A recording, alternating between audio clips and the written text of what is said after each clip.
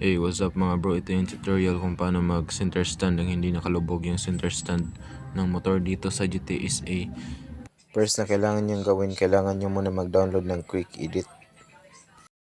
At madadownload nyo lang to ng libre sa Chrome at saka sa Play Store. Depende na lang sa inyo kung saan kayo magda-download. At pagkatapos nyo mag-download ng apps na yun, punta naman kayo dito sa Android tsaka sa data. Scroll down muna kayo, hanapin nyo yung com.rockstar games. Tapos i-click nyo. Tapos files, data. Scroll down ulit, hanapin nyo yung vehicle ID. Tapos i-click nyo, tapos open. Dito naman mapupunta kayo dito sa Quick Edit.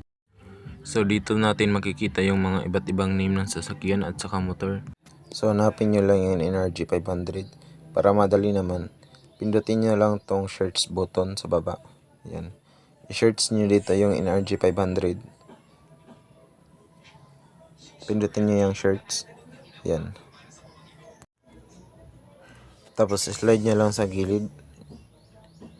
Hanapin nyo yung 68 to 68. Yan. Pindutin nyo yan. Yung 68, palitan nyo ng 65. At yung 68 naman na isa is palitan nyo ng 98. Ito naman 65 ay para sa front wheel. At ito naman 98 is para sa rear wheel. At pagkatapos nyo na mapalitan, pindutin nyo tong save sa baba.